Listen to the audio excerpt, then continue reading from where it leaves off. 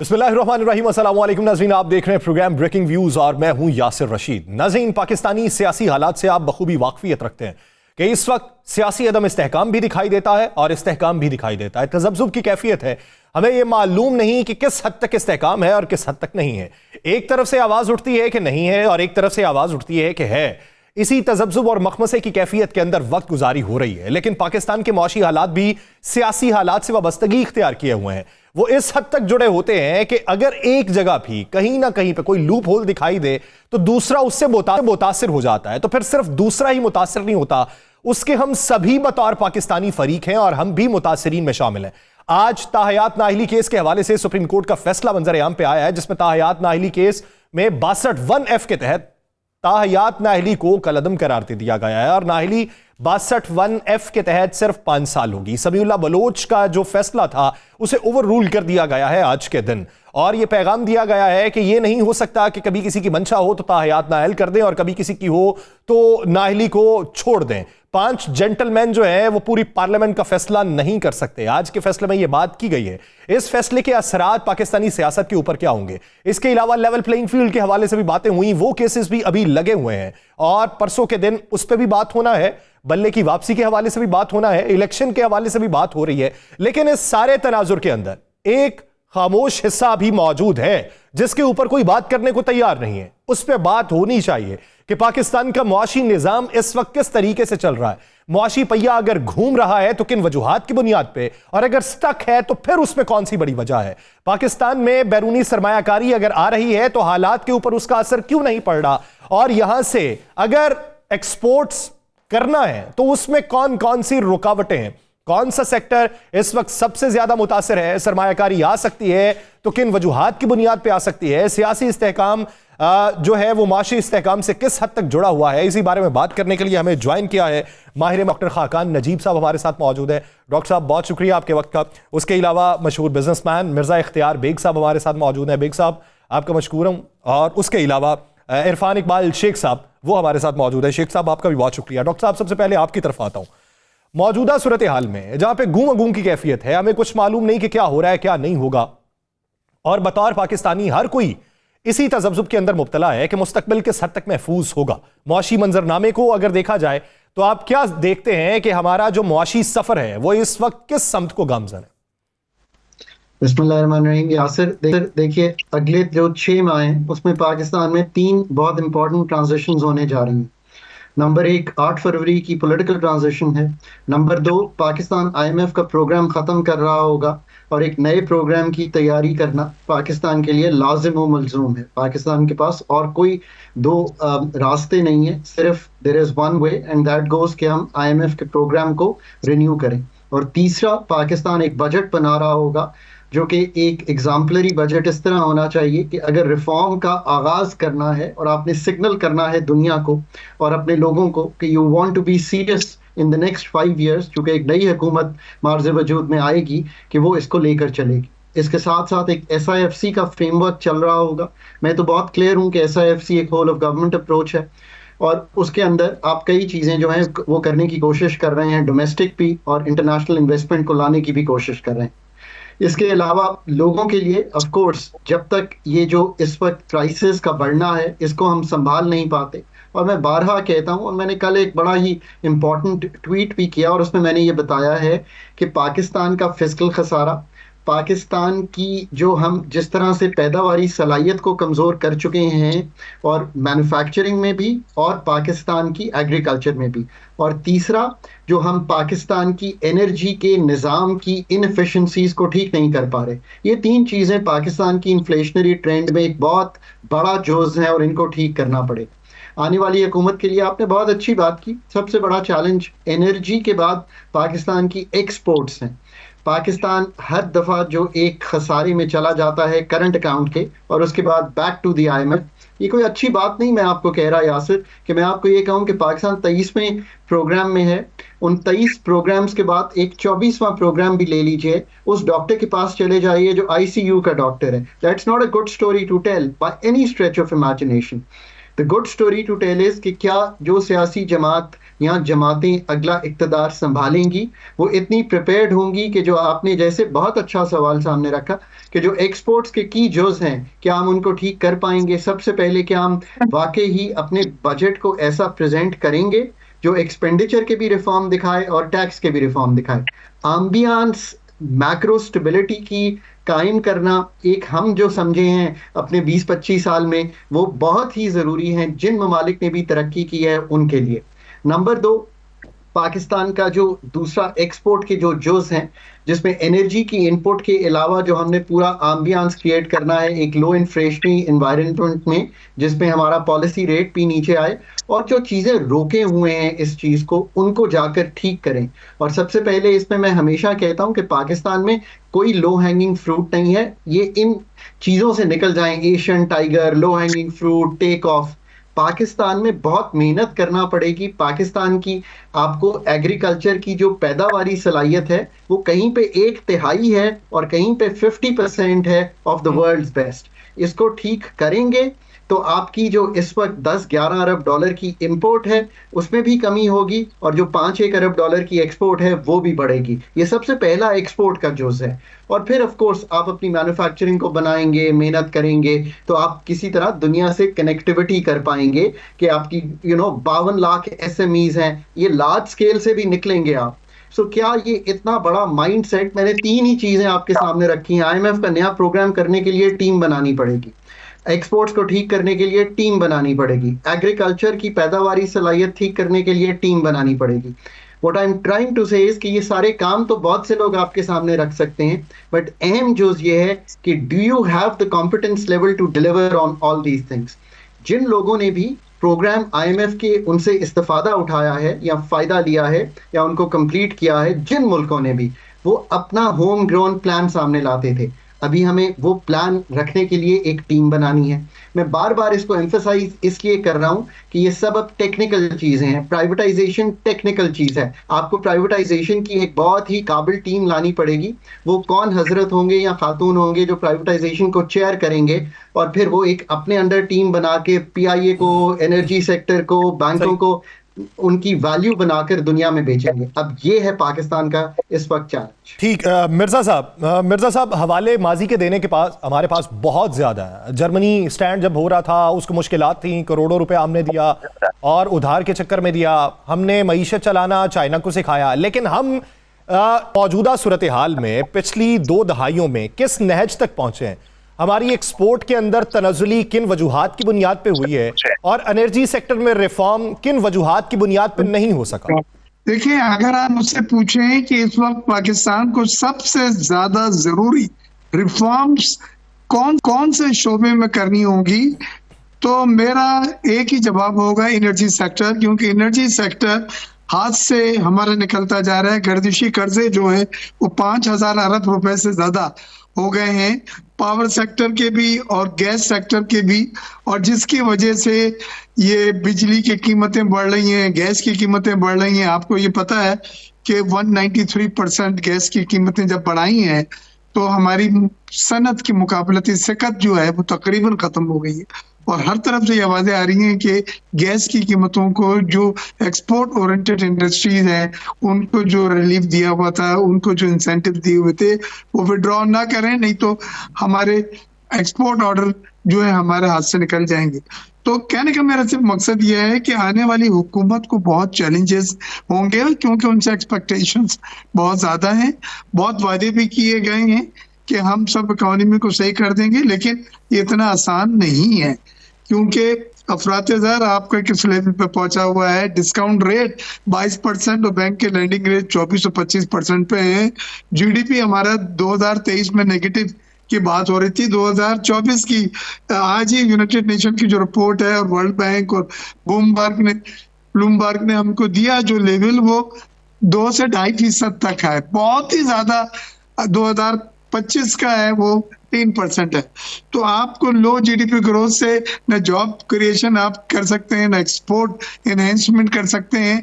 आपको GDP growth बढ़ानी है, लेकिन साथ में हमारी मुश्किल जो है वो फाइनेंशियल कॉस्ट है, लैंडिंग रेट्स हैं। क्योंकि मॉनेटरी पॉलिसी को अगर आप रिव्यू करें तो मॉनेटरी पॉलिसी के दो मकसद होते हैं, एक तो इन्फ्लेशन को कंटेन करना, रोकना, सही। कम करना, और दूसरा जीडीपी ग्रोथ को टिकर करना।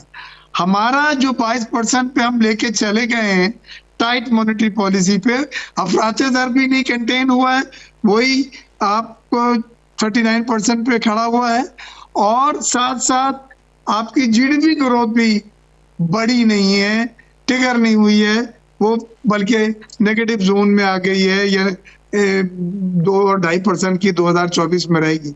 लिहाजा आपके लिए जरूरी है कि जल्द से जल्द आप अफरात दर को कंटेन करके डिस्काउंट रेट को ईज करें, कम करें। हमारी तो ख्वाहिश और ड्रीम है कि किसी जल्द से जल्द ये सिंगल डिजिट हो जाए, लेकिन वो नहीं होगा। लेकिन ग्रेजुअली तो कम करें आप, ताकि नई सरमायाकारी रुक गई है।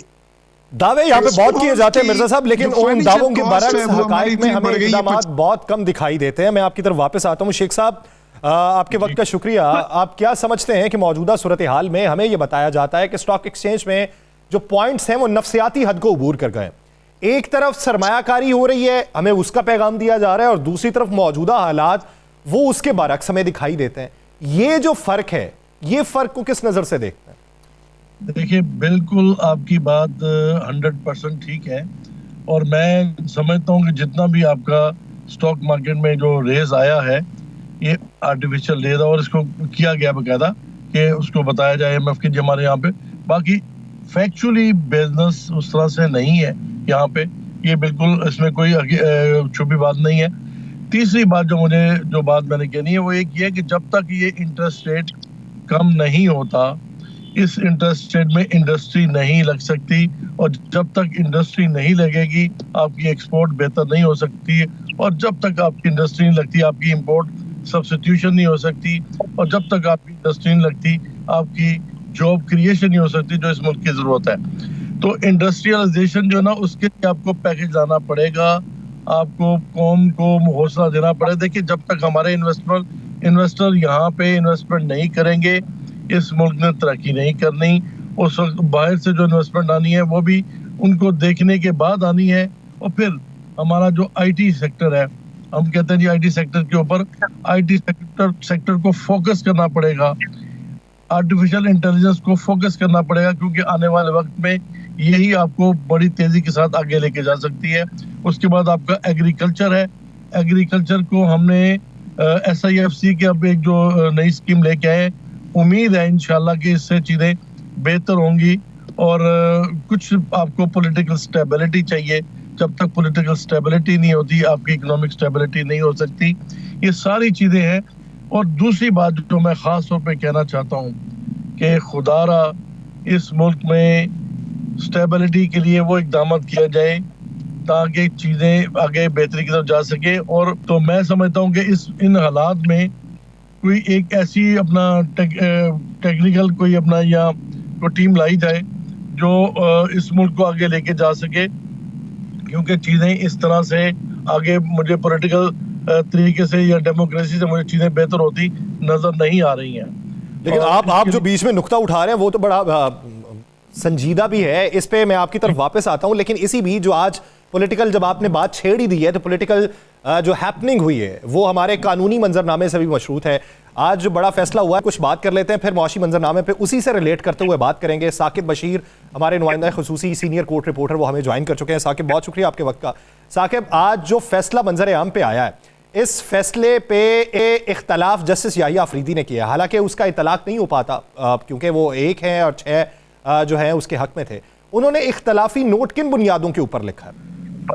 उनका इख्तलाफी नोट ये है कि जो 62(1)(f में जो डिक्लेरेशन थी, इससे पहले ये तय नहीं था कि कौन देगा और नाअहली की मुद्दत क्या होगी। तो उन्होंने लिखा है कि समीउल्लाह बलोच का 2018 का जो फैसला था उसमें सुप्रीम कोर्ट ने ये डिक्लेरेशन वाला मामला तय कर दिया और मुद्दत भी तय कर दी, तो इसलिए वो जो फैसला है वो दुरुस्त है। मतलब इस बुनियाद पर उन्होंने कहा है कि जो ताहयात नाअहली वाला जो फैसला है वो दुरुस्त फैसला है। और उन्होंने वो एक थे और दूसरी तरफ 6, जिस तरह आपने बताया, जो इख्तलाफी नोट है उसका एक मॉरल जी उसका फ़र्क होता है। लीगली जो फैसला प्रिवेल करेगा वो 6 जजेस का ही है और 6 जजेस का फैसला यही है कि ताहयात। अच्छा साकिब, ये बताइएगा कि इसका इतलाक सिर्फ 62(1)(f) के फैसलों के ऊपर होगा, जिस तरीके से इस्लामाबाद हाई कोर्ट में नैब पहुंचा हुआ था और नैब ने कहा कि नैब के केसेस में अगर 10 साल सजा है तो वो 10 साल ही रहनी चाहिए, तो 62(1)(f) से अलहदा अगर कोई सजा है तो उसके ऊपर इसका इतलाक नहीं होगा? जो question of law Islamabad high court के सामने है वो भी यही है। वो मेरा ख्याल है आइंदा आने वाले कुछ हफ्तों में वो भी डिसाइड हो जाएगा। और बज़ाहिर ऐसे लगता है कि क्योंकि नैब लॉ में जो नैब की सेक्शन 15 है उसकी सब सेक्शन 2 है, उसमें यह लिखा हुआ है कि नैब का सज़ा याफ्ता उसकी सज़ा 10 साल होगी। अब यहाँ पे जो सुप्रीम कोर्ट ने जो तय किया है 62(1)(f), इसमें ताहयात नाअहली नहीं बल्कि अगर कोई मिस डिक्लेरेशन होती है तो उसकी सज़ा जो है वो 5 साल होगी और वो इलेक्शन एक्ट में जो है वो तय की गई थी। अब ये सुप्रीम कोर्ट की आज की जजमेंट के बाद इस्लामाबाद हाई कोर्ट में अब जब भी ये मामला टेकअप होगा कि सुप्रीम कोर्ट की ये जजमेंट और इलेक्शन एक्ट 2017 में जो तरमीम की गई थी पीटीएम की हुकूमत में कि 5 साल नाअहली है, उसको आज सुप्रीम कोर्ट ने मान लिया है कि इलेक्शन एक्ट में जो 5 साल नाअहली है वही प्रिवेल करेगी। तो ये क्वेश्चन इस्लामाबाद हाई कोर्ट के सामने जब जाएगा तो उसका यकीनी तौर पर फर्क पड़ेगा, लेकिन उसका तय होना अभी बाकी है कि जो नैब का सजा याफ्ता है उसकी सजा 10 साल होगी या इलेक्शन एक्ट के तहत 5 साल ही होगी। और ज्यादा इम्कानात यही हैं सुप्रीम कोर्ट के आज के फैसले के बाद कि इस्लामाबाद हाई कोर्ट भी आइंदा चंद हफ्तों में जो नैब में जो सजा याफ्ता हैं उनकी नाअहली की मुद्दत भी 5 साल जो है वो कर सकती है। अच्छा, एक आखिरी सवाल, अकामा वाला फैसला भी मुअत्तल हुआ है, इस सजा के बाद फैसले के मुअत्तल होने का असर किस किस पे पड़ेगा? नहीं, वो फैसला मुअत्तल नहीं हुआ। वो फैसला जो है वो अलग से फैसला था। एक क्वेश्चन ऑफ लॉ हर दौर में कोई भी अगर सुप्रीम कोर्ट के सामने किसी अदालत के सामने आता है तो उस क्वेश्चन ऑफ लॉ को जिस दिन डिसाइड किया जाता है तो वो फिर प्रिवेल करता है। इससे कबल जितने भी चीजें होती हैं उसके बाद इम्प्लीमेंटेशन जो है आज के सुप्रीम कोर्ट के फैसले की इम्प्लीमेंटेशन होगी। 2018 में जो अकामा पे जो नवाज शरीफ साहब को या उसके बाद जहांगीर तरीन जो है उनको फॉर लाइफ जो है वो नाअहल किया गया था, वो फैसले आज के बाद खत्म है। 62(1)(f) के तहत अब जो प्रिवेल करेगा वो यही है कि नाअहली की मुद्दत क्योंकि 62(1)(f) में लिखी हुई नहीं है, समीउल्लाह बलोच का जो फैसला था उसको खत्म कर दिया है सुप्रीम कोर्ट ने और अब 5 साल की नाअहली होनी है। तो इस तरह जो नवाज शरीफ साहब हैं, जहांगीर तरीन है या दीगर वो लोग जिनको 2018 में सजा हुई थी तो वो सजाएं उनकी 5 साल की नाअहली खत्म हो चुकी है। तो इसका मतलब ये है कि आज से वो अहल हैं और वो इलेक्शन के लड़ने के लिए अहल हैं। इससे अलावा भी कुछ ऐसे पिटिशनर्स मौजूद थे जिनको जो है वो सजा हुई थी और फॉर लाइफ नाअहली थी, तो उनकी नाअहली भी खत्म होकर 5 साल तक जो है वो कर दी गई है। 5 साल तक कर दी गई है। बहुत शुक्रिया साकिब बशीर इस हवाले देने के लिए। खाकान नजीब साहब, जिस तरीके से बात पहले कर रहे थे शेख साहब भी कि पॉलिटिकल स्टेबिलिटी दिखाई नहीं देती, अब हमारे यहाँ 2 मफरूज़े हैं। एक ये है कि सियासी इस्तेहकाम होगा तो मुआशी इस्तेहकाम आएगा। कुछ लोगों की राय यह है कि मुआशी इस्तेहकाम होगा तो सियासी इस्तेहकाम आएगा। अब आप किन अफराद में खुद को शुमार करते हैं जो ये समझते हैं कि मईशत सियासत से जुड़ी है या सियासत मईशत से जुड़ी? यासिर देखिए, ये both the things are interconnected, right. जिन मुल्कों ने भी तरक्की की है कोई मईशत जो है जहाँ पे पनपती हुई दिखाई दी है तो उनको देख लेते हैं। इंडिया को देखें तो वो मॉडल तो डेमोक्रेटिक था। अगर आप साउथ कोरिया को देखेंगे तो वो मॉडल जो था ऑब्वियसली जनरल पाक के अंडर था, तो वो तो एक ऑटोक्रेटिक सिस्टम था। चाइना भी is more like an autocratic system. Mahathir के अंदर मलेशिया ने तरक्की की। सो ये आप जो भी सिस्टम रखें उसमें जो मैक्रो इकोनॉमिक स्टेबिलिटी है, ये हमने पहला जुज देखा है। एक जो दूसरी चीज हमने देखी है वो ये देखी है कि इन सब ममालिक में जो कॉमन चीज थी, देयर वर सर्टेन इंडिविजुअल्स जो कि प्लेस्ड थे at the positions which were really the change agents. वो चेंज एजेंट थे। महातीर को देख लें आप, मनमोहन सिंह की 90-91 की एक स्पीच है, वो एक टर्निंग पॉइंट था। Under the garb of the political parties, under their umbrella उन्होंने ये सब कुछ किया। जनपाक साउथ कोरिया में जो थे उन्होंने लीड ली, सुहार्तो इंडोनेशिया में देखें, ली कुआन यू सिंगापुर में देखें। अब आपको इनमें कॉमन क्या चीज़, ये एक तो जो लीडरशिप्स थी डिफरेंट, कोई ऑटोक्रेटिक थी, कोई डेमोक्रेटिक थी, बट इनमें क्लैरिटी बहुत ज़्यादा थी कि इन्होंने क्या करना है। जब ये क्लैरिटी आई तो इन्होंने मुल्क को फिर वो लीडर्स एट इंपॉर्टेंट पोजीशंस दिए। पाकिस्तान इस चीज़ में आई एम सॉरी नहीं कर पाया, हम एट इंपॉर्टेंट पोजीशंस जो है नहीं दे पाए। आपको SIFC क्यों बनानी पड़ी, चलें इससे हम समझ जाएंगे। क्योंकि BOI को कभी भी आप एक ऐसा इदारा नहीं बना सके जो पाकिस्तान में इन्वेस्टमेंट लेके आए। पाकिस्तान का इन्वेस्टमेंट टू GDP जो है इस वक्त यासिर वो 13.6% है। जिन मुल्कों ने दुनिया में तरक्की किया, मैं कहता हूं कि आप एशिया के सारे ममालिक देख लें, Bangladesh, India, East Asia, China जो आपके बेहतरीन दोस्त हैं, 30% is the averaging investment to GDP ratio. आप BOI बनाया आपने, आप नहीं ला पाए, आपने नहीं कभी भी उधर ह्यूमन रिसोर्स कायम किया, आपको SIFC बनानी पड़ी ताकि आप, यही पाकिस्तान का अलमिया है, हम कभी भी इन इदारों में प्रोफेशनल्स को नहीं ला सके, आज भी यही खड़े हैं। आप डेमोक्रेटिक सेटअप से चलाएं, आप इसको ऑटोक्रेटिक सेटअप से चलाएं, आप इसको इंटरिम सेटअप से चलाएं, आप जब तक प्लेस नहीं करेंगे इन पोजीशंस ऑफ पावर। एक अहम नुक्ता है आपने जो उठाया मिर्जा साहब, जिस तरीके से बात हो रही है, शेख साहब ने राय रखी एक, और एक राय है डॉक्टर खाकान नजीब साहब की। आप क्या समझते हैं कि मौजूदा सेटअप के अंदर पाकिस्तानी मईशत को इस्तेहकाम लाने के लिए बेशुमार कोशिशें की गई, वो कोशिशें किस हद तक हकीकत का रूप धार चुकी हैं, या मुस्तकबिल करीब के अंदर जब जमहूरी हुकूमत आ जाएगी तो उसको क्या होगा? देखिए, अगर आप ये मुझसे पूछें कि PDM की हुकूमत जब जा रही थी तो उन्होंने एक सबसे अच्छा और कामयाब जो काम किया है वो स्पेशल इन्वेस्टमेंट फैसिलिटेशन काउंसिल का क़याम है, और उसको वो तमाम आईनी और लेजिस्लेटिव पावर, लीगल पावर्स भी देना है, जिसके तहत वो एक मौसर इदारा बना है, और वो under one window operation substantial foreign investment इस मुल्क में लाने की जिम्मेदारी उसको दी गई है। और न सिर्फ इन्वेस्टमेंट लाना, बल्कि उस इन्वेस्टमेंट लाने में जो रुकावटें होती हैं, जो इन्वेस्टर्स को भगा देता है, वो भी उनको इतनी पावर है कि वो इन्वेस्टर की वो तमाम इश्यूज जो हैं वो अंडर वन रूफ हल कर सके। तो मैं समझता हूं कि ये FATF के बाद, जिसमें हमें ग्रे लिस्ट से पाकिस्तान को निकाला था, वो भी सिविल मिलिट्री क़यादत का एक ज्वाइंट ऑपरेशन एक फॉर्मेट था, उसका ये बड़ी स्केल पर रिप्लिका है और बहुत ही कामयाब ये जा रहा है। आप ये देखें कि investment treaty, bilateral investment treaty Saudi Arab के साथ और UAE के साथ 19 सालों से पेंडिंग थी, वो अब साइन हुई है। आपने देखा है कि अभी पहले सऊदी अरब से हुई थी, अब एक हफ्ते पहले गौर एजाज साहब गए UAE से साइन।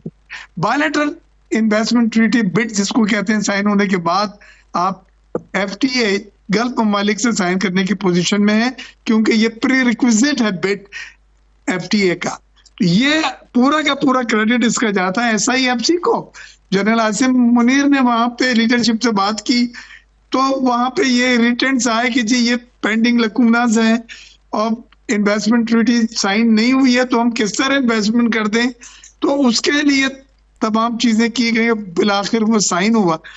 तो ये मैं सब, उसके बाद उनके जो 4 सेक्टर उन्होंने तरजीह सेक्टर ऐलान किए हैं, मैं समझता हूँ दिया द बेस्ट शॉर्ट टर्म में डॉलर लाने का, इन्वेस्टमेंट लाने का इससे बेहतरीन सेक्टर कोई नहीं है, जिसमें एग्रीकल्चर है।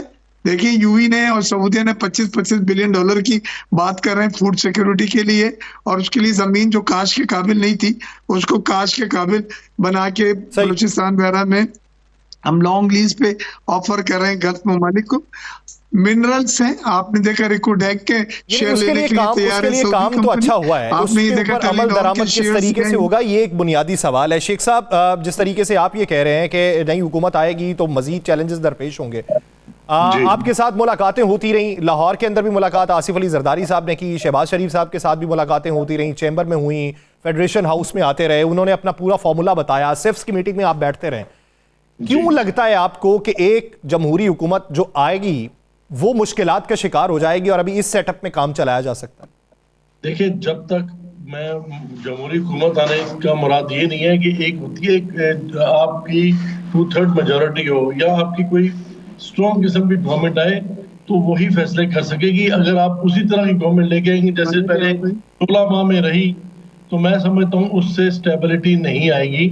ये एक पॉलिटिकल पार्टी आए जो पूरा इस चीज को लेके चले और चीजों को आगे चलाए, तो पॉलिसीज लेके और पॉलिसीज के ऊपर अमल करवाए। देखिए, हमारे यहाँ पॉलिसीज बनती हैं, लेकिन इत्तेफाक के बाद अगर जब भी पॉलिसीज बनती है इम्प्लीमेंटेशन हमारी नहीं होती, ना हमारी ब्यूरोक्रेसी उस तरह से उसको लेके चलती है, ना ये ऐसा SIFC क्यों बनाई गई। मैं समझता हूँ ये बहुत अच्छा काम किया गया, और अभी भी मैं ये कहना चाहता हूँ कि जब तक पॉलिटिकल स्टेबिलिटी, मैं कहता हूँ किसी किस्म की गवर्नमेंट आ जाए, आपकी प्रेसिडेंशियल आ जाए, आपकी दूसरी आ जाए, बट कोई मुस्तहकम गवर्नमेंट जब तक नहीं आएगी इस मुल्क में इकोनॉमिक स्टेबिलिटी नहीं आ सकती। और तीसरी बात जो मैं आपने जो बड़ी अच्छी बात उन्होंने की थी कि चीजें क्यों नहीं होती, हमारे यहाँ सारी दुनिया हो गई, साथ आपका बांग्लादेश 72 बिलियन की एक्सपोर्ट पे चला गया, आपका इंडिया आगे निकल गया, आपका टर्की निकल गया, आपके सारे बेहतर हो गए, इवन के अफगानिस्तान भी हमसे बहुत बेहतर हो गया। उसकी मेन वजह क्या है? क्योंकि हमारे पास कभी भी पॉलिटिकल स्टेबिलिटी नहीं हुई सही तरीके से, ना हमने चलाई, ना उसको लेके चले, और जिसका खिमायदा हम भुगत रहे हैं। ये जो शेख साहब फैसला जो कर रहे हैं वो तो अवाम नहीं करना है ना, ये फिर हमारे यहाँ तो इस तरह हो जाएगी जिस तरह बांग्लादेश में हुआ कि तमाम अपोजिशन पार्टीज जो हैं बाइकआउट करके बैठ जाए तो फिर 2/3 अक्सरियत मिल सकती है।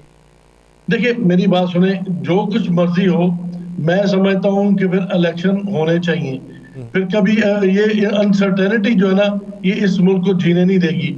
ये मुल्क को खराब करने में सबसे बड़ा हाथ दिस अनसर्टेनिटी है, जिसने तबाह कर दिया हमको। हम कोई चीज अपना प्लान ही नहीं कर पाते कि आगे पता नहीं क्या हो जाना है। कोई चीज को हम अपना एक प्लान बना ही नहीं सकते, क्योंकि हमें पता ही नहीं आगे होना क्या है। तो इसलिए थोड़ा सा जब तक ये मामला नहीं होगा ये मुल्क आगे नहीं चलेगा। और जब तक हम IT को, और मैं समझता हूँ ये बड़ा अच्छा है, एग्रीकल्चर को और आपकी जो है हमारी इंडस्ट्री को, ये 3 चीजों को हम स्टेबलाइज नहीं करते, और पॉलिसीज भी वो जो कि इम्प्लीमेंट हों, और इम्प्लीमेंटेशन बहुत जरूरी है। उसके बगैर इस मुल्क में तरक्की नहीं होनी। ये इसी तरह से हम टामक टोइयां मारते रहेंगे, चीजें ठीक नहीं चलनी। टामक टोइयां मारते रहेंगे, चीजें ठीक नहीं चलनी, और लेकिन असर नो उसकी बुनियाद रखने के लिए भी बहुत सी तगोदो करना पड़ती है। मिर्जा साहब, जिस तरीके से कहा जाता है कि एनर्जी सेक्टर में रिफॉर्म्स की जरूरत है, अब एक इमारत है, एक इमारत की एक उम्र है, उस उम्र के बाद उस इमारत को गिराया जाएगा, बुनियादी ढांचे में तब्दीली की जाएगी तो हम आगे बढ़ सकते हैं। अब एक निज़ाम जो पुराना पाकिस्तान के अंदर चल रहा है, बिजली की तरसील का निज़ाम, अब वो बोझ बर्दाश्त करने के काबिल नहीं है। क्या उसी को ही ठीक किया जा सकता है या असर नौ हमें एक नया निज़ाम तश्कील देना? हमारे एग्रीमेंट्स हुए IPPs वगैरह के, उनको आप स्क्रैप नहीं कर सकते। लिहाजा मैंने हमेशा अपने कॉलम्स में, अपने इंटरव्यू में ये कहा है कि जब IPPs के पुराने एग्रीमेंट एक्सपायर हों तो नए एग्रीमेंट, जिनको रिन्यूअल कहते हैं, करेंगे आप, तो आप खुदारा उनको नई टर्म्स पे करें। उनको वो पुरानी टर्म्स में जिसमें कैपेसिटी चार्ज आप लेते हैं, चाहे बिजली खरीदे या ना खरीदे, कुछ में डॉलर में प्रॉफिट्स हैं और दूसरे 17%, 17.5% रिटर्न और इक्विटी है। आप अगर नहीं अफोर्ड कर सकते तो नए एग्रीमेंट कम से कम आप नई शराइत पर रखें। आप कम्पिटिटिव बिडिंग के ऊपर जा सकते हैं कि कोट करें और जिसका सबसे सस्ता हो और जितनी बिजली चाहिए उतनी आप ऑफर करके उससे डील कर लें। कम्पिटिटिव बिडिंग दुनिया में होती है, किसी ने 6 सेंट्स कोट की, किसी ने 8 सेंट्स कोट की, किसी ने 5 की, 5 वाला लेके चला गया 250 मेगावाट। ये चीजें अगर आप नहीं कर रहे हैं तो आप सर्कुलर डेट आपका अभी तक हर महीने बढ़ रहा है और मुझे एंड उसका नहीं नजर आ रहा है कि वो कहाँ आके रुकेगा। लिहाजा IPPs के वो एग्रीमेंट जो एक्सपायर होने वाले हैं या हो गए हैं, उनका रिन्यूअल अगर आप कर रहे हैं तो वो नई शराइत पे करें। वो ये पुरानी शराइत पे करने के माने ये है कि आप वो डेट बर्डन इतना बढ़ा रहे हैं जो सस्टेनेबल नहीं है।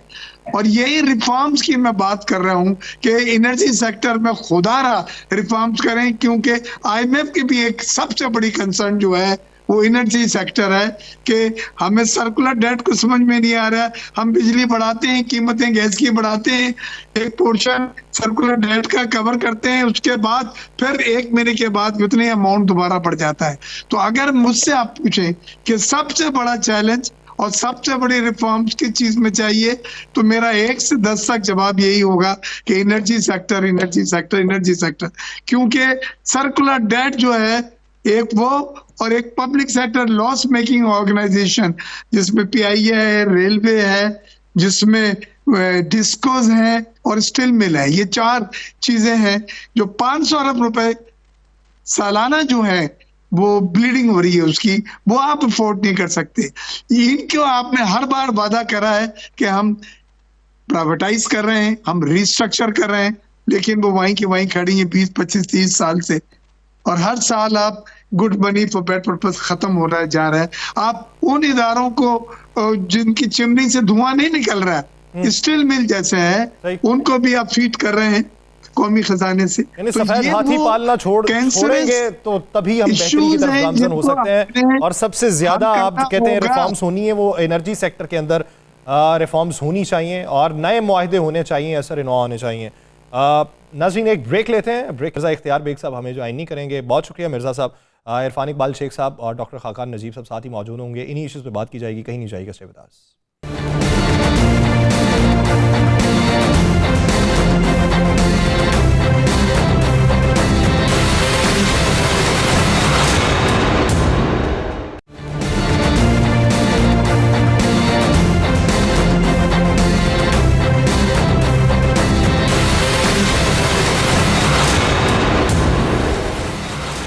ब्रेक के बाद खुश आमदीद। नाज़रीन, बतौर आम पाकिस्तानी हर एक के जहन में कुछ सवालात हैं मौजूदा सूरत हाल को। जब बात ये हो रही हो कि पाकिस्तान से ब्रेन ड्रेन हुआ और बड़ी तादाद में लोग बाहर जाने के ख्वाहिशमंद अभी भी बैठे हुए हैं और बड़ी तादाद में चले भी गए।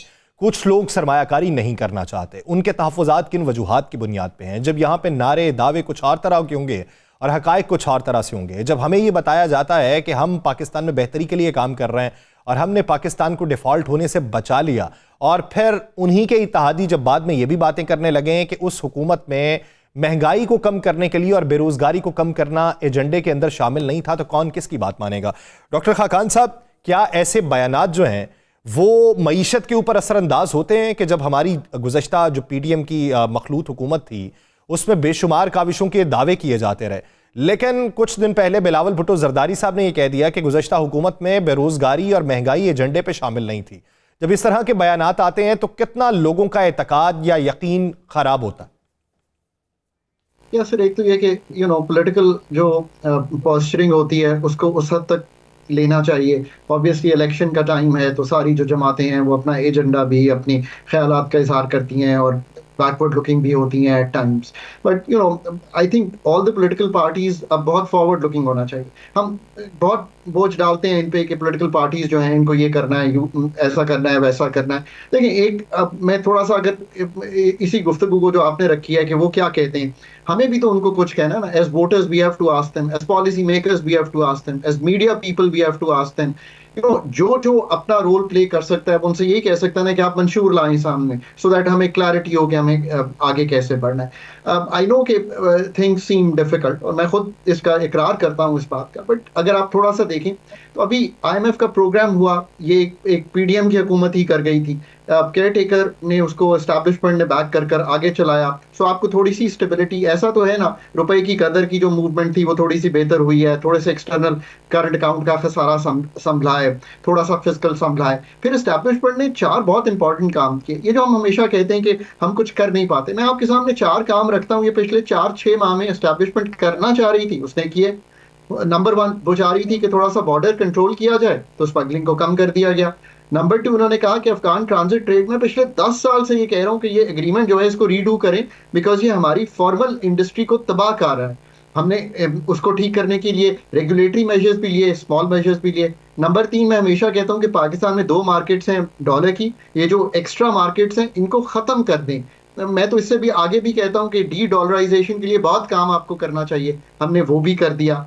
फिर हमने कहा कि यार होर्डिंग बहुत हो रही है, आपने होर्डिंग पर भी थोड़ा सा काबू पाया। अब आप ये भी देखिए कि जब स्टेट कुछ करना चाहती है ना, तो ऐसा भी नहीं है कि वो नहीं कर पाती। आई थिंक स्टेट को पहले अपनी थिंकिंग कैपेसिटी वापस लेना है। सो यहाँ पे खड़े हैं इस वक्त। अब आगे वाले जो दिन हैं वो टफर हैं, आईएमएफ का एक प्रोग्राम टफर होगा। फिर ये है कि पोस्चरिंग अपनी जगह पर, रियल रिफॉर्म जो है जिन एरियाज में होना है वो हार्ड वर्क करता है। पर ऐसा नहीं है कि आप 5 साल बाद पाकिस्तान को बेहतर नहीं पा सकते, बिल्कुल पा सकते हैं। मसलन एनर्जी की आपने बात की, चले मैं इसलिए जुजियात में चाहता हूं यासिर, ताकि लोगों को ये हो कि ऐसा नहीं है कि कुछ समझ ही नहीं है। 17 चाइनीज फंडेड प्रोजेक्ट हैं 11,000 मेगावाट के, बहुत बड़ी बात होती है। 15 अरब डॉलर के करीब इसके देने हैं। अगर हम इसको जाके सिर्फ रीप्रोफाइल करवा लें और ये कहें कि ये 10 साल की बजाय 25 साल में देंगे, तो बिजली 4 से 6 रुपए यूनिट कम हो जाएगी। अगर हम थर्ड कोल पे चले जाएं तो ये लोकल इंडिजिनस हो जाएगा। अगर हम पाकिस्तान में वाकई ही मतलब ये बिलीव करते हैं कि हमारा टैरिफ स्ट्रक्चर नहीं सही है, तो हम टैरिफ स्ट्रक्चर को सही कर लें, हमें कोई मतलब आईएमएफ से तो पूछने की जरूरत नहीं है। अगर हम एनर्जी एफिशिएंसी में बिलीव करते हैं तो एनर्जी एफिशिएंसी के जो काम है वो कर दें। अगर हम बिलीव करते हैं कि डिस्कोस हम पे बोझ हैं, तो लाइए उनको प्राइवेटाइज कीजिए। फेस्को बहुत करीब था प्राइवेटाइजेशन के 2015-16 में, क्योंकि मैं उस टीम का पार्ट था जब हम ये करने जा रहे थे फाइनेंस से, और प्राइवेटाइजेशन भी तैयार था। फिर हम पुल आउट कर गए। काम हुआ है, आगे चलें। सब्सिडी जो है यहाँ से, ये बड़ा इंपॉर्टेंट पॉइंट है। आपने 18वीं तरमीम की, आपने कहा कि हम बहुत से जो सब्जेक्ट्स हैं वो प्रोविंसेस को दे रहे हैं, बहुत से पैसे एनएफसी के थ्रू प्रोविंसेस को दे रहे हैं। उसके जो सब्सिडी की पावर्टी रिलेटेड एक्सपेंडिचर्स हैं वो प्रोविंसेस से शेयर करें, खुद ही ये सब्सिडी ठीक हो जाएगी, टैरिफ की सब्सिडी भी। मैं जुजियात में इसलिए गया हूं कि ऐसा नहीं है कि पाकिस्तान पॉलिसी मेकर्स इस चीज को समझते नहीं। बात यह है कि एक तो पॉलिसी मेकर्स को भी खुल के ये बयान करना चाहिए कि ये चीजें होम ग्रोन। चले आपने अब ये चीज छेड़ ही दी है तो इसके ऊपर शेख साहब की भी राय लेता हूँ। शेख साहब, इलेक्शन से पहले बहुत सारे जो तरक्की याफ्ता ममालिक हैं उसमें तो बाकायदा तौर पे मुबाहिसे होते हैं, डिबेट्स होती हैं कि हमने क्या किया और हम क्या करेंगे।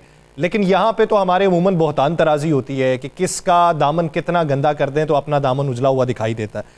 अब मंशूर की अगर बात करें तो पाकिस्तान पीपल्स पार्टी ने 10 निकाती अभी मंशूर दिया है, PMLN कल के दिन दे देगी, PTI अभी वो अपने चक्रों से निकले तो वो मंशूर देगी, दीगर जमातों ने भी देना। PP ने जो मंशूर दिया है क्या वो काबिल अमल है? क्योंकि दूसरी जमातें ये कहती हैं कि मंशूर वो होना चाहिए जो काबिल अमल हो। अब जहाँ पे 30 लाख घरों की बात होती है, कच्चे मकानों के मालिकाना हुकूक फराहम करने हैं, ट्यूबवेल लगा के देने हैं सोलर्स के ऊपर, क्या इस मुआशी निज़ाम में और इस स्ट्रक्चर में ये काबिल अमल है? मैं आपकी बात पे बिल्कुल 100% मुत्तफिक हूँ। ये जितने भी मंशूर दिए जाते हैं, ये आजकल जो दे रहे हैं, जो पॉलिटिकल पार्टीज देती हैं, ये सिर्फ और सिर्फ अपने आवाम को बेवकूफ़ बनाने वाली बात कर रही है। मैं कुछ सच्ची बात बताऊं, ये सख्त अल्फाज हैं, बट मैंने तो हमेशा से देखा है, जब भी पिछले हम भी तो 46 ईयर्स हो गए बिजनेस में, मैंने जब भी देखा, जब भी ये पार्टीज आई हैं, इन्होंने अपने मंशूर दिए हैं और किसी ने भी अपने मंशूर को कंप्लीट नहीं किया। ये नहीं कि किसी ने भी, किसी भी एक पार्टी को देख ले, किसी ने भी अपने मंशूर को आगे पाया तकमील तक नहीं पहुंचाया। ये वोट लेने के लिए ये सारे मंशूर दिए जाते हैं और उसके बाद ये मंशूर भूल जाते हैं। ये मैं डॉक्टर नजीर की बात से बिल्कुल मुत्तफिक हूँ कि हर चीज हो सकती है अगर आपकी नीयत अच्छी हो और आप उसको करना चाहते हो, वो हर चीज हो सकती है। लेकिन अनफॉर्चुनेटली यहाँ पे इम्प्लीमेंटेशन इतनी पुअर है कि हम पॉलिसी बनाते रहते हैं और सबको समझ आती है पॉलिसी किस तरह से बननी चाहिए और किस तरह से होनी चाहिए, बट इम्प्लीमेंटेशन हमारा इंतहाई पुअर है, जिसकी वजह से हम आज इन हालात के दो चार हो चुके हुए हैं। मेरी जो अपना इसमें राय ये होगी कि ये पॉलिटिकल पार्टीज ने तो ये इसी तरह से देना है और इन्होंने एक दूसरे के खिलाफ बोलते रहना है। इसमें हमें नहीं आना चाहिए। हमें रिक्वेस्ट करनी चाहिए चीफ साहब से कि जो भी आए, जो भी पॉलिटिकल पार्टी आए, वो अपने साथ शैडो गवर्नमेंट भी साथ अपनी पूरी पहले बना के लेके आए, ताकि वो चीजें बताए कि हम करेंगे क्या और इसके ऊपर हम किस तरह से अमल करेंगे। देखिए, ये चीजें हम बड़ी मुद्दत से सुनते आ रहे हैं, जी हम इसको 10 लाख घर बना देंगे, हम ये कर देंगे। आज तक तो नहीं हुआ, ना किसी ने किया इसको पूरा, और ना ही आगे मुझे होता हुआ नजर आ रहा है। खुदा के लिए इस मुल्क को बचा लो, इस मुल्क को डिफॉल्ट से बचा लो, इस मुल्क के लोगों के लिए को रहम करो कोई इंडस्ट्री के ऊपर अपना को रहम करो ताकि मुल्क आगे जाए। ये मुल्क जब तक इंडस्ट्री नहीं लगेगी ये मुल्क नहीं चलना। जब तक इस मुल्क में आईटी के ऊपर फोकस नहीं किया जाएगा इस मुल्क ने नहीं चलना। जब तक आपकी ये पॉलिसी रेट को ठीक ना किया गया कोई इंडस्ट्री नहीं लगनी। जब तक आपका आईपीपीज का मामला जो कि मैं समझता हूँ कि जुल्म हुआ है पाकिस्तान के साथ उसके ऊपर हम नहीं काम करते और एनर्जी सेक्टर को हम नहीं रीएड्रेस करते हम कभी भी ठीक नहीं हो सकते। इसलिए कि ये जो सर्कुलर डेट है ये इतना बड़ा जिन बन चुका है कि अब आप इससे निकलना आपके लिए बहुत मुश्किल है जब तक आप पूरी तरह से इसके रिफॉर्म नहीं लेके आते। एफबीआर के रिफॉर्म्स लेके आए, स्ट्रक्चरल रिफॉर्म लेके आए, तब जाके इस मुल्क में बेहतरी हो सकती है। और सबसे बड़ी बात है कि एग्रीकल्चर में वो फार्मर के लिए वो कॉर्पोरेट फार्मिंग लेके आए क्योंकि इस मुल्क में बहुत कुछ है, जमीन भी है, रिसोर्सेज भी है, ईमान से सिर्फ यहाँ पे इम्प्लीमेंटेशन नहीं है। और नंबर 2 इसके ऊपर काम नहीं करते और दिल से काम नहीं करते। एक गवर्नमेंट आए जो आगे इसको लेके चले। ये ली कुआन ने जो किया था वो तो उस वक्त तो सिंगापुर को कहते थे कि तो चोरों डाकुओं का शहर है और यहाँ पे उसको लेने को तैयार नहीं था जब मलाया अलहदा हुआ। तो हर बंदे ने जो भी आया है, महाती ने अगर काम किया है, अगर आपका उर्दगान ने काम किया है, अगर कोरिया ने किया, तो वो लोगों ने इम्प्लीमेंटेशन किया, जो पॉलिसी लेके आए उसको प्रॉपरली इम्प्लीमेंट किया है और अपनी ब्यूरोक्रेसी को भी सीधे हाथ से रखा है। मैं समझता हूँ कि हमें अपनी इन सारी चीजों को छोड़ते हुए हमें इम्प्लीमेंटेशन में जाना है। और खुदा के लिए मैं ये जो इलेक्शन हो रहे हैं मुझे इसमें पॉलिटिकल स्टेबिलिटी बिल्कुल नजर नहीं आ रही। मैं बिल्कुल कह रहा हूँ पॉलिटिकल स्टेबिलिटी उस वक्त होगी जब कोई जमात, कोई पार्टी पूरी स्ट्रॉन्ग होके आएगी तो वो अपना काम कर सकेगी इस मुल्क में। अगर हम इसी तरह से मिक्स हम चलाते गए तो यहाँ पॉलिटिकल स्टेबिलिटी नहीं आनी। कुछ तो हो जाए इस मुल्क में, एक हिम्मत में तो हम हो जाए, कोई अपना इसको स्टेबिलिटी तो मिल जाए, उसके बाद इस मुल्क में ठीक नहीं होना। ये वही बात है डॉक्टर साहब के जब इंसान बहुत किसी मर्ज में मुब्तला हो जाए तो ज़िंदगी जीना उसके लिए मुश्किल हो तो फिर वो मौत के लिए बातें करना शुरू कर देता है। तो हम भी जब जमहूरी तौर पे इस हद तक डूबे हुए हों कि हम मुतासरीन में से हों तो हम फिर यही होता है कि हम दूसरे ऑप्शन के ऊपर गौर करना शुरू कर देते हैं। डॉक्टर साहब, आप इस बात से किस हद तक मुत्तफिक हैं कि मखलूत हुकूमत में देरपा फैसले नहीं हो सकते, मजबूती उन्हीं फैसलों में होती है जहां पे टीम पूरी की पूरी अपनी मौजूद हो? यासिर, मैं अगर गुजारिश करूं, अगर मखलूत हुकूमत ही आ जाती है, लेट से हम उनके सामने आज बैठे, उनको हमें बताना पड़ेगा कि पाकिस्तान ये जो मडलिंग थ्रू है ना, कि इधर से चल लिए फिर नीचे चले गए, फिर थोड़ा सा उठे फिर और नीचे चले गए, और फ्रेजिलिटी रही है मुल्क में, इसने हर्ट किया है। पाकिस्तान के पास अब ये ऑप्शन नहीं है यासिर। इसकी एक बड़ी वजह ये है, और ये speaking to the people of Pakistan और मखलूत हुकूमत आने वाली, आपको कोई पैसे भी अब देने को तैयार नहीं है। और ये मैं इंटरनेशनल अदारों की गुफ्तगू नहीं कर रहा, आपको भी मालूम है कि आपके बेहतरीन भाई दोस्तों ने ये कहा IMF का प्रोग्राम कीजिए तो हम पैसे देंगे। आपके I think it was the Saudi foreign minister, जिन्होंने, मुझे याद है, ये मैं वेफ की मीटिंग में था, वर्ल्ड इकोनॉमिक फोरम की, तो उन्होंने कहा कि हम कर रहे हैं टैक्स के रिफॉर्म्स तो पाकिस्तान को भी करने चाहिए। कहने का मकसद यह है कि लिमिटेड हो गई है इंटरनेशनल फंडिंग, अगले आने वाले 3 सालों में 25 से 30 अरब डॉलर हर साल की रिक्वायरमेंट है। पाकिस्तान का मीडियम टर्म रिफॉर्म एजेंडा जो है बहुत क्लियर होना चाहिए आपको, जो हमने आज गुफ्तगू की है उन पे बेस्ड होना चाहिए। इंक्रीमेंटल स्टेप्स जो हैं, छोटे छोटे स्टेप्स हर 6 माह के, वो डिफाइंड होने चाहिए। कौम को पता होना चाहिए कि administrative measures, policy measures, structural measures, ये तीनों क्या आ रहे हैं। देखिए, उम्मीद तो दिलवाना पड़ेगी लोगों को, इसमें कोई दो आरा नहीं है। मुझे शेख साहब की बातें सुन के ऑब्वियसली बहुत फील होता है कि बिजनेस कम्युनिटी जो है वो ऑब्वियसली बहुत डिस्टर्ब है। But let me be very honest here, जहां इतनी दिक्कत और इतनी मुश्किल नजर आ रही है, ऐसा नहीं है कि हम जहां से खड़े हैं वहां से बेहतरी की तरफ अगले नहीं जा सकते। मैं इस पे क्लोजिंग कमेंट्स शेख साहब के भी लेना चाहूंगा। शेख साहब, एक हल बताया गया था हुकूमत को जब फेडरेशन में आई थी, तो उसे बताया गया था कि अगर आप पाकिस्तान के सरमायाकारों पे एतबार करेंगे ना तो आपको ये 1, 2, 3, 4 अरब डॉलर IMF से नहीं मांगना पड़ेंगे। वो मॉडल क्या है? वो हम तो पहले देखिए, मैं तो बहुत देर से कह रहा हूँ, बल्कि मेरे ख्याल में खान साहब के वक्त से मैं ये कह रहा हूँ बार बार कि लोगों के पास उस वक्त बहुत अच्छे पैसे थे जो डॉलर्स लोगों ने रखे हुए थे। हमें, मैं आपको सच्ची बात बता रहा हूँ, इसमें बिजनेस कम्युनिटी भी शामिल है, इसमें सब शामिल है। हमारे पास तो तकरीबन $25 बिलियन के करीब कैश था। हम कहते रहे कि इसको फौरी तौर पे आप अपना कर लें एड्रेस और इन चीज़ों को मतलब है कि लोगों को इसमें स्कीम दें। वो IMF से डरते थे, IMF नहीं मानेगी। भाई आप मुझे बताएं, आप 1-1 बिलियन के लिए मारे फिरते हैं और आप मुझे क्यों नहीं कहते कि लोगों के भाई अपने इसमें अकाउंट में जमा कराओ, आपको 18 महीने बाद यही पैसे आपके वाइट हो जाएंगे। हर बंदा जमा करा देगा और जो भी रेट होगा उसके ऊपर उसके मुताबिक मिलेंगे। तो मैं समझता हूँ कि गवर्नमेंट को ऐसा, हम स्कुक बॉन्ड जाके भेजते हैं और इतना नुकसान भी हमने बेशुमार किया, तो हम ये क्यों नहीं करते कि अपनी आवाम से रिक्वेस्ट करें कि वो अपने आवाम से रिक्वेस्ट करें, तो अपने आवाम से रिक्वेस्ट करने का नतीजा भी कुछ और मुख्तलिफ निकल सकता है। बहुत शुक्रिया इरफान इकबाल शेख साहब, डॉक्टर खाकान नजीब साहब, इस हवाले से अपना वक्त देने के लिए। नाज़रीन का वक्त खत्म हुआ जाता है, मुझे दीजिए इजाज़त, अपना बहुत सा ख्याल रखिएगा। मुलाकात होगी कल, अल्लाह निगहबान।